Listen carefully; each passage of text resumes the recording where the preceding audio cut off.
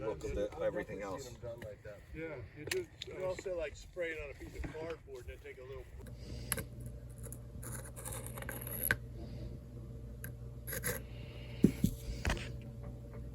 But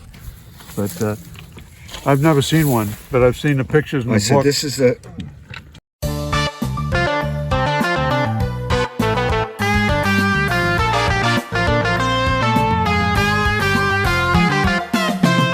So another wonderful day, upstate New York, fossil collecting. Oh, just one word before we get started on the trip. If you like fossil hunting and collecting videos, please go ahead and subscribe. Subscribing doesn't cost anything, but it makes fossil videos show up more often on the YouTube feed. I like fossil videos. I hope you do too. So please go ahead and maybe give me a thumbs up if you like it. And definitely hit that subscribe button. Thank you very much, and I hope you enjoy this fossil hunting trip.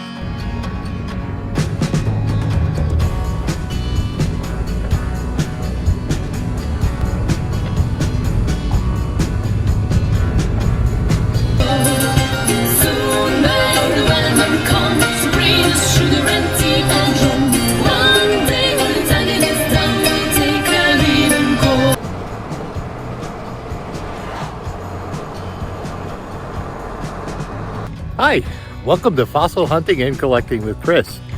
We are up in beautiful upstate New York on the campus of a university which has very graciously allowed us to collect fossils. Up in this beautiful area, there is an exposure of Devonian rock. You can see some of my friends behind me. We're already working on the spot. We're going to be looking for, well, a whole range of Devonian stuff, a lot of gastropods and trilobites, particularly Deplora trilobites are found here, usually in large quantities. Quite deplorable. Actually quite enjoyable. We're looking forward to hopefully finding a lot of nice fossils. So we'll see how the day goes. Okay, so today Abby has found a nice gastropod. This site is very good for gastropods, but in this case, we're actually seeing the external shell. We're getting a lot of internal casts. So that is a nice find. You could probably figure out what species it is because you have the external casts there. Cool. Thank you very much for showing us that. Of course.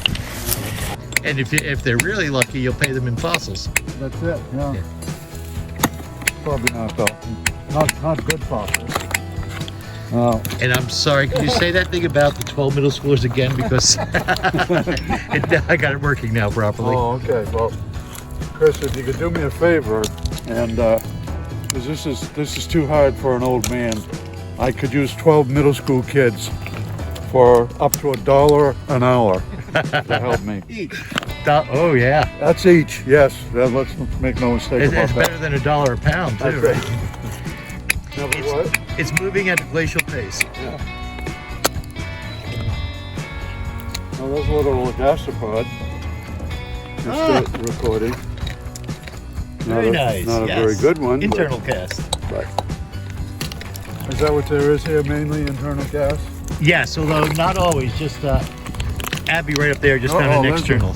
Very nice. Not a bad ammonite. Oh yeah, look at that. Or cord cephalopod, whichever it is. And another. Oh yeah, that's pretty decent. Yeah. I wasn't looking for decent, but I think I'm gonna have to accept it. It's better than indecent. That's right. Thank you very much. Oh sure, thanks for taping it. All right, and now we're into collecting. And now we just discovered that we are locked in because of after specific directions not to lock the gate. Somebody has done so. Glad I'm not the field trip leader this time. It took 2 minutes to get in the back of my pickup truck. Yeah. Me and my back on my station wagon. Much to my wife's dismay. Yeah. My mechanic said he's never seen anybody bend struts the way I do. And does he know why? Yeah. Oh yeah, I always give him a fossil. Okay, so here we have the unveiling after 300 and maybe 60 or 80 million years. And the old man having to depend on the kindness of strangers. because there were no middle schoolers available to help with the rock.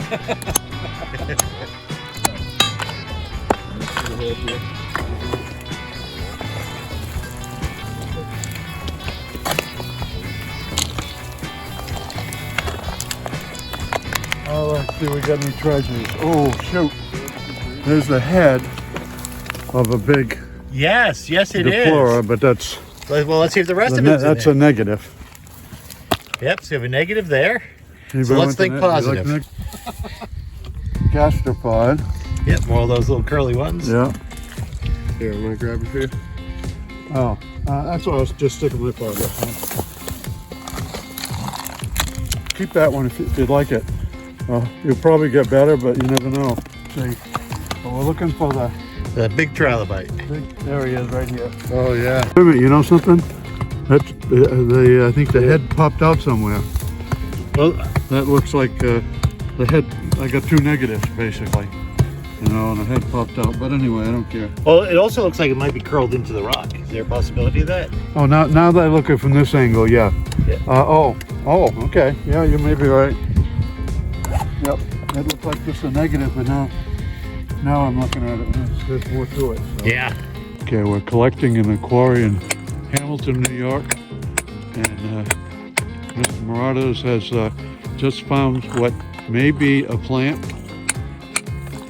It's certainly neat. Very unusual. If you can see it, it's quite small. Let's see. Oh, we're getting the shade now. Am I shading it? Yep. How's that? It's gonna X out that quite small part. Well, I can always put a photograph of it on there. All right, yeah. Yeah, so we're not sure what this is. It could be a bryozoan. It also has a very plant-like structure to it. So it's not always the giant trilobites that we're looking for. Sometimes it's just unusual stuff that we can find here.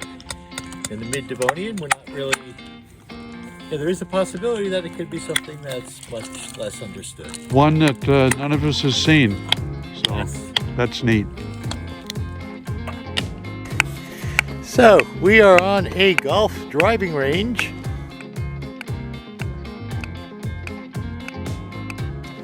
Collecting fossils.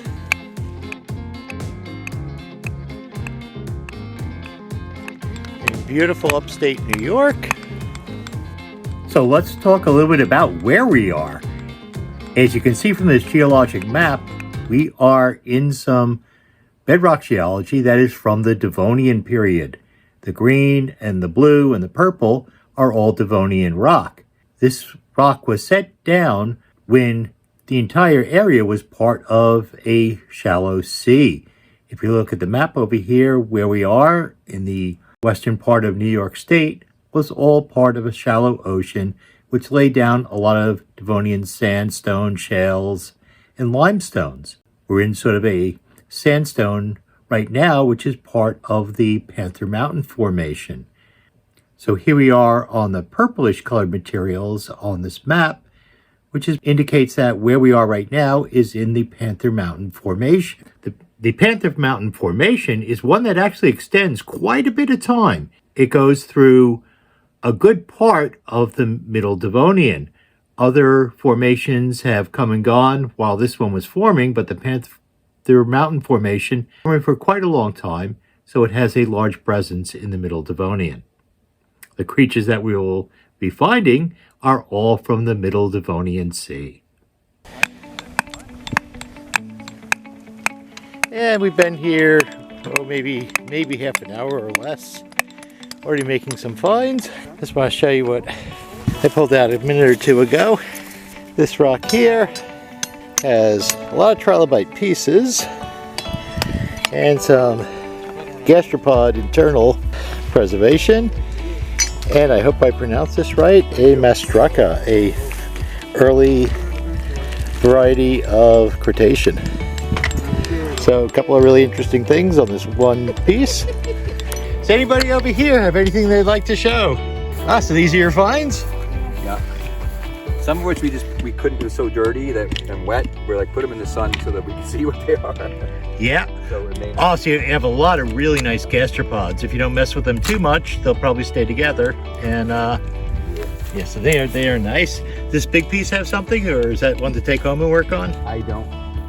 You don't know. You have a nice bivalve, it looks like.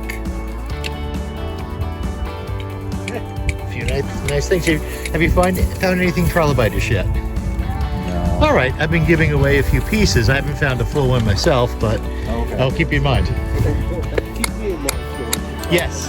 Oh, okay. Oh, Lots of gastropods, but I mean, they're in here. I'm going to have to separate them very carefully. okay.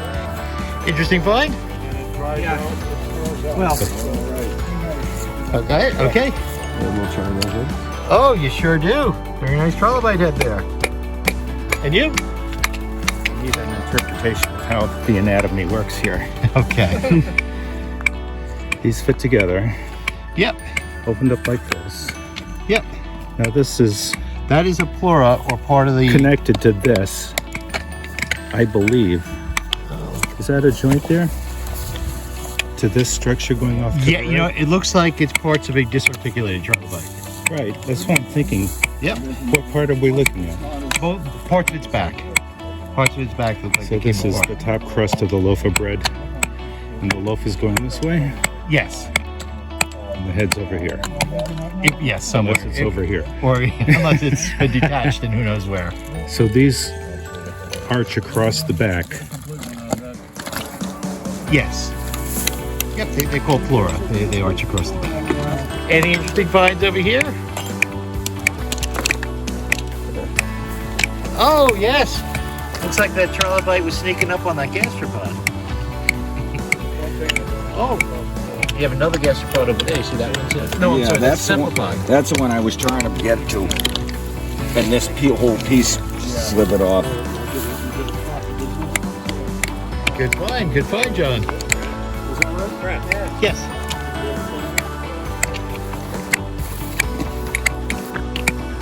Oh yeah, you got a trilobite in there. Big part of one. Let's hope there's more. I'm hoping. Wrapped around there, so. Yep, you got a nice thorax. Some nice gastropods and cephalopods. Was that the rectorate guy that you're talking about? Yeah. Can I put you in our blog as well? Sure. What's your name? Tom. Hi, Tom. Thank you. Thank you very much for showing us that. Hey, it's fun. Fun? I think I found a trilobite head. You sure did. Nice. You've got a cephalon, or the head part of a trilobite. Awesome, thank you. Good job. What do you got? Oh, nice cephalopod. Nice long stretchy cephalopod there. So we're making some good finds Yeah, there. it seems like everybody, it all is hitting at the same time. Yes.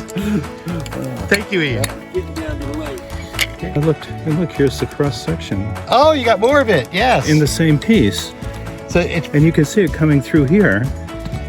That's a continuation of that's a longitudinal. that's the tail. It's part of the pygidium Yeah. there.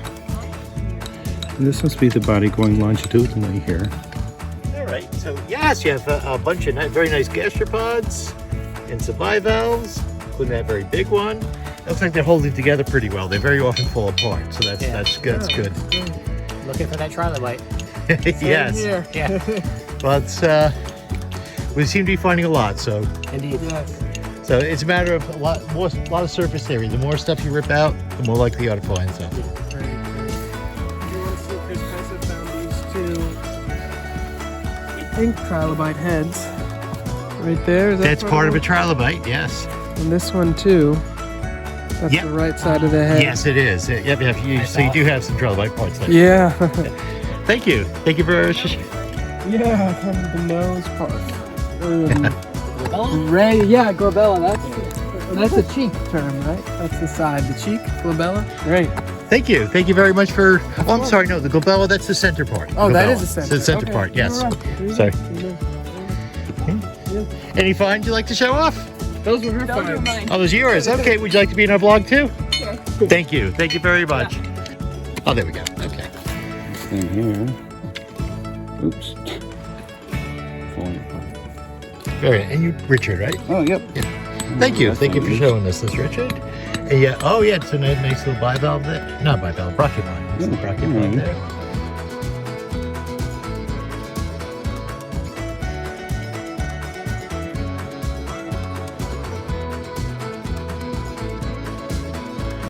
how does something fossilize?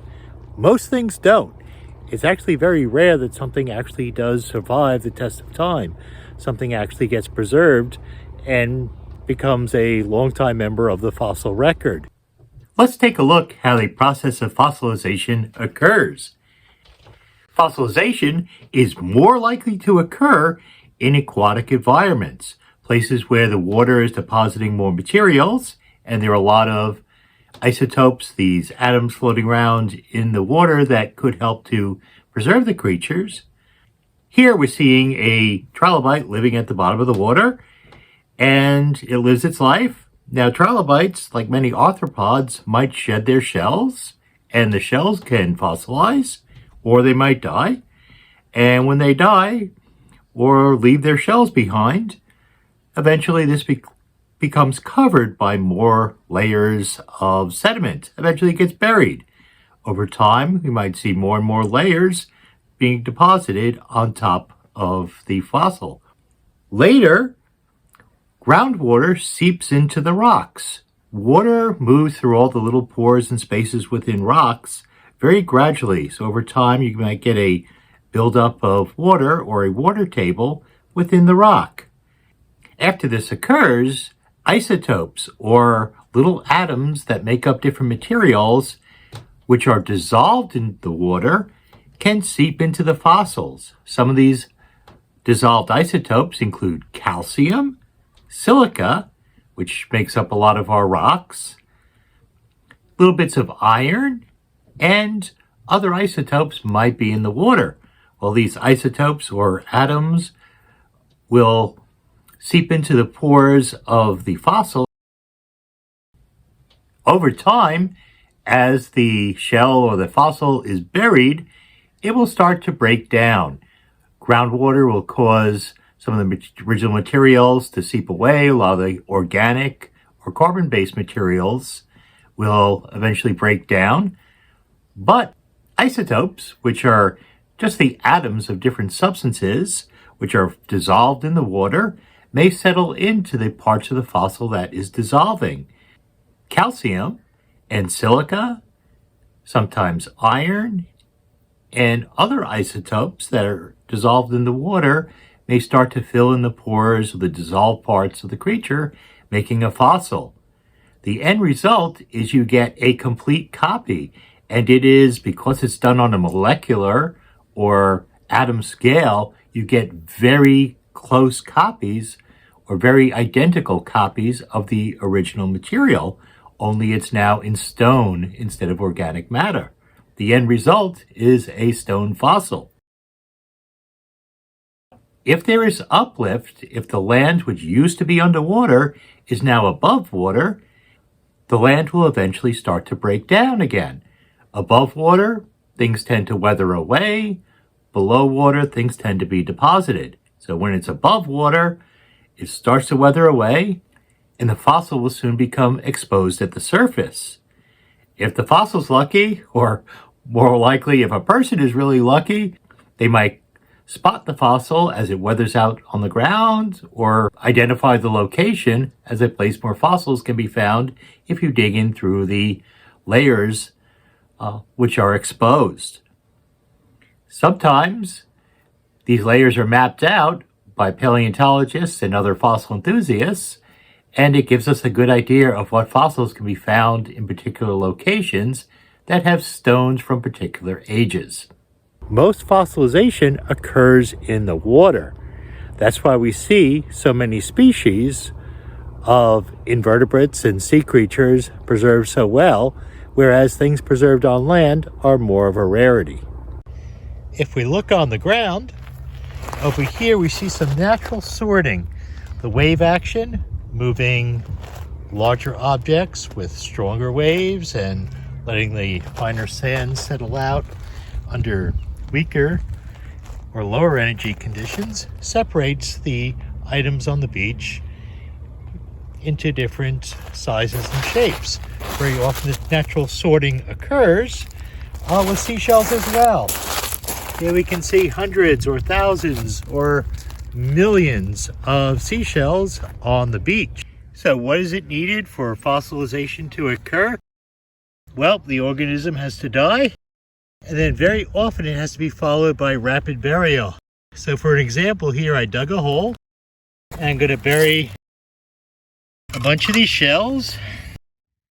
Now, these shells are pretty strong. They're made with calcium carbonate. They're pretty strong shells. So that kind of increases their chances of fossilizing.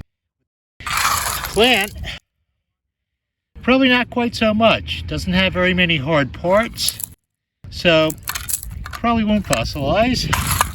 Also have this crab shell. Oops, got away. Have this crab shell and another little weaker shell there. So I don't know if it's aragonite or some other, or chitin or some other calcium-based material, but it's weaker. So chances are it may not fossilize as well as those shells. We'll just have to see what happens though. So we're gonna have the rapid burial, and in a perfect world, they would have a very good chance of fossilizing. Now, I say in a perfect world because where we are, we're at a beach. This beach has a lot of activity, and chances are it's going to get dug up and moved around by the ocean. Storms and changes in the tides and movement of sand will very likely disturb these shells again before they get a chance to fossilize. But if they're really, really lucky, they could become fossils.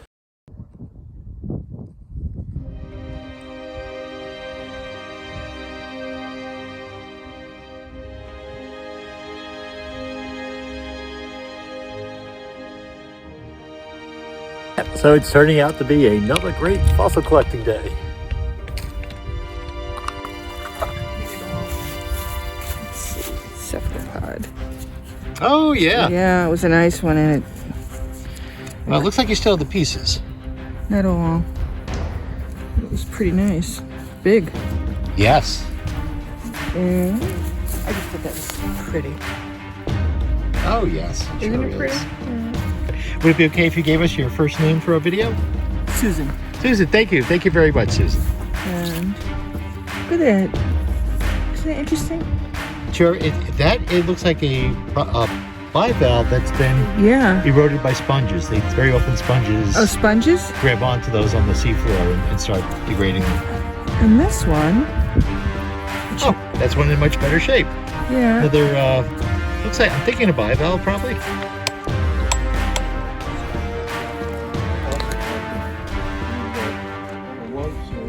Looking good? Nice head. Yes, it is. Awesome. Thank you. So we ended up going there to timber, but only half of that was all I was allowed and my wife didn't even dig with picking off. We were right there, you know. Yeah. And the two kids, they found some fish, but they'd already been told by their mother and basically their grandmother that they weren't going to like it. Looks like you guys are digging a mine. Yeah. we got the big boy here, but so far we're not finding the big trilobite. Here's a partial here. Here's a Yep. Oh yeah. 401. Well, that's a good sign. If you're finding those, at least you know they were living in those waters. That's very encouraging, because you sound like you're talking to a middle school kid or something. But once again, that's the problem. We need the young people have all the luck. They get the eyes and they get the luck. Yeah. Beginners have the luck. It's just, Yes. It's just, Yeah. And vision. Having that young vision also helps too. it's amazing how beginners almost always get the best. Yes. I spent 4 hours opening up this area, and this friend of mine comes behind me, and he kicked a rock by accident, and it laid open the best fossil of the day, both sides of a leaf. And he says, "Is this yours?" And I said, "No." I never saw it. Susan has found a Pygidium, which is a trilobite tail, and a trilobite head together. I would say that these are definitely different creatures because You would. look how small that head is, and look how wide the tail is there. But I don't think that's the whole head, do you? It's most of it, I would think. I mean, that's just my guess. Yeah, I wasn't there, so I don't know for sure. I couldn't find anything else. Because it's broke here. And you can see some lines there. Yeah, you're Yes. probably right. You can see there might be more of this one inside the rock. Look at everything else. Yeah, you also like spray it on a piece of cardboard and then take a little brush and just wipe it over the fossil. Yeah. Because sometimes the fossil really, it gets darker and the surrounding rock doesn't. So it really pops. Yeah. Even if you get in the surrounding rock for some reason, it doesn't seem to affect it much. But Please laid them outside for a while, and the thing suddenly is laying on the picnic table. So how did you like your first time actually fossil collecting? It was awesome. I didn't realize how hard it would be. Yeah, Physically. it is a lot of work. First hour I was gung ho. Second hour I was like, oh, okay. I'm fairly confident that's a Malacostraca. And so you can take this bead out and glue it in here. Yeah. So that's neat. Let me get a picture of that. Cool. Yeah, I'll hold it. You haven't seen the book, I guess, that they got. But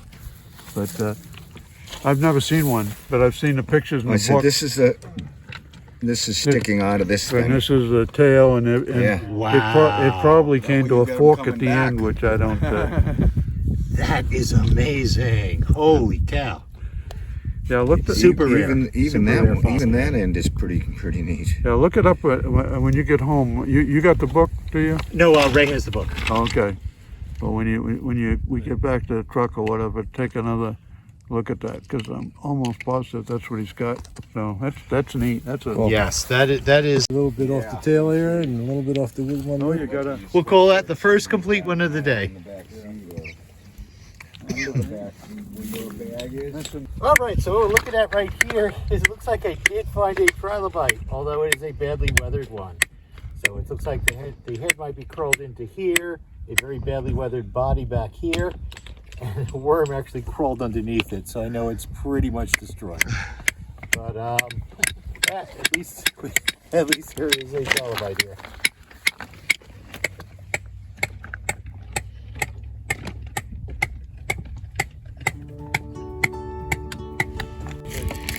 All right, so it's always a matter of surface area, how much you move to get to the fossils. It looks like we have a bunch of layers that are gonna fall out at once over here. It'll be a mess, but worth going through. You want me to film? Yeah, I did film it.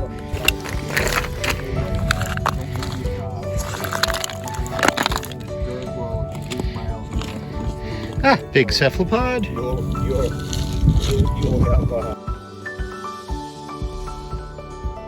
It's a nice little find. Another cephalopod. And this is why we move a whole lot at once whenever we can, because inside that big pile that got pushed down was a pretty nice trilobite head. Who knows, maybe some more of that trilobite's in there. So here's Dennis's trilobite. We're kind of hoping it's enrolled. I'm always hopeful. So it's in this rock over here. I think he's leaning towards sawing it out, so this may be cut out. Should be a good trilobite though. It's already a good head.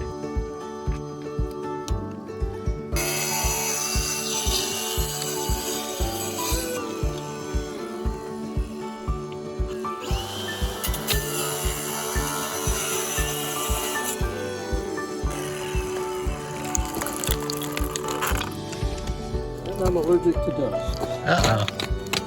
You picked the wrong profession then. So we're talking with Mike. Mike has found something. Mike has a trilobite head sticking out of the rock. Let's see if it looks like more. It's hard to say. I'd say more than a 50% chance there's more there. Better than 50% chance. Cute little trilobite trying to hide in the rock over there. And all I got to do is try to get him in. Yes. That shouldn't be too bad. Where would you hit? far away from it. Go take this out down here, weaken that over there, see if it lifts up.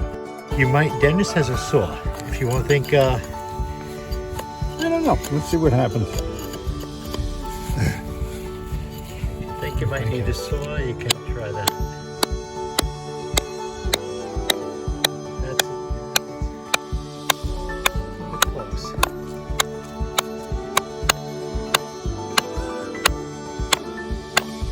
I would hold off on the front of the saw because it might snap upwards and break it. Okay. I'm thinking back here. Yeah. See if you can get the side, maybe some of that overburden in the corner. You know, just let's take this away and then the rest will come up easier. And it's only a little bit. That's the idea. Just dig off, you break all that out, and then you can lift the whole thing up maybe much more easily. The sun is setting. It is time to stop fossil collecting. So we get ready to go. The sky is blue. Do you know what the birdies do? They do. Well, everybody have a good time? Yeah. Awesome. A little bit ago. Why do we have 4 cars and 3 people? Oh. Oh, he's in his car. I'm standing here, I'm looking and I'm saying, Well, we can have a special sale. what's wrong with this picture? Oh, didn't you hear that bear coming I before? walked here. I actually drove 2 cars here. So now we're back, and I'd like to show you some of the things that I found.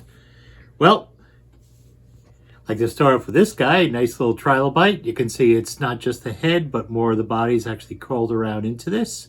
You can see a little bit on the bottom here. None of these fossils are prepared yet. They're cleaned off a little bit, but none of them have been cut down into more manageable sizes. I'm going to do that a little bit later on. Here, seeing very unusual preservation of a gastropod. Usually you see them on the side, or you can see curled up things. Here, we get the central portion of this gastropod. I think it's an internal cast. And the shell actually spreads out on the bottom to make a wide disc around it. So it's a very nice 3-dimensional preservation of an internal cast of a gastropod or a snail. Over here we have another nice little trilobite, or trilobite head. That's better than nothing. So we found that. And I have a large trilobite head over here. Now this trilobite head, it also has some pleura, or some of the back on the side over here. I think it's probably part of the same one. What I'm going to do is I'm going to stick a knife or something in here and try and pry it apart and see if there's more of this trilobite besides just the head, which is showing. It's also, there's a crack in it, so I have to be very careful not to damage it further. We have, looks like back segments here, which may be the same trilobite. I'll take that apart in a minute or two and we'll see if there's more there. You may remember from the site, I found when that big chunk of wall came down, a nice cephalopod popped out. Well, here's that cephalopod, or squid-like creature.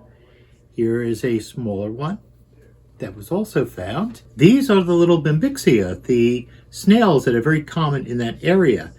Most of these are internal casts, although I have a couple of nice external casts preserved outside, which I'll also show you.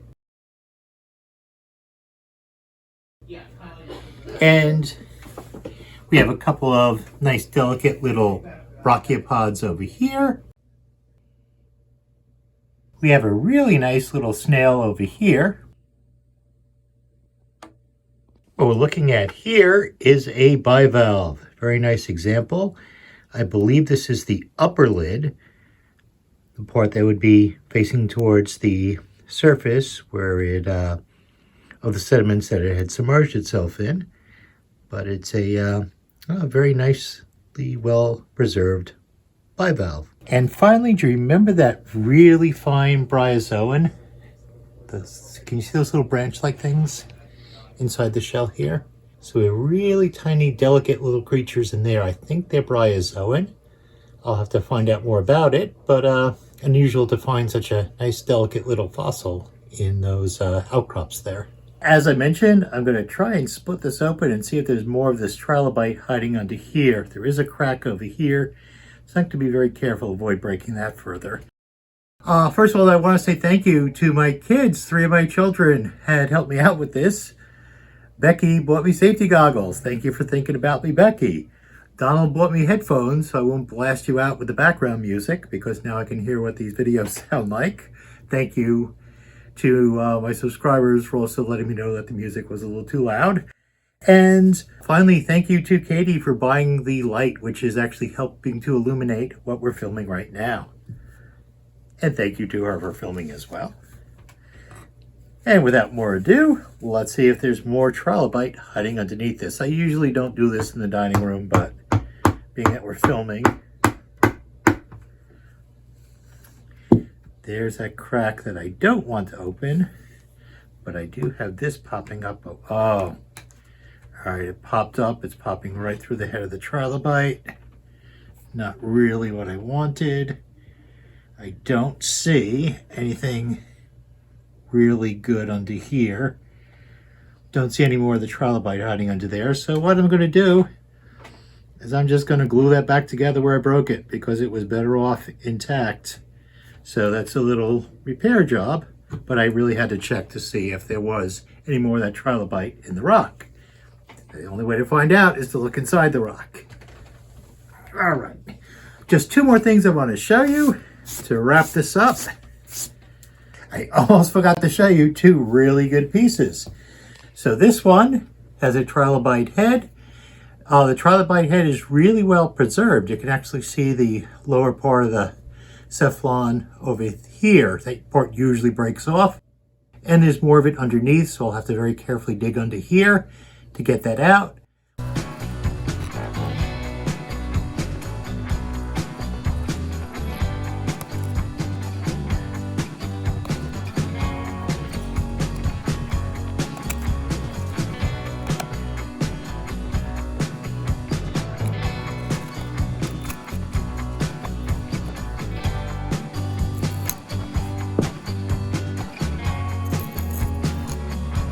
Again, these fossils have not really been prepared yet.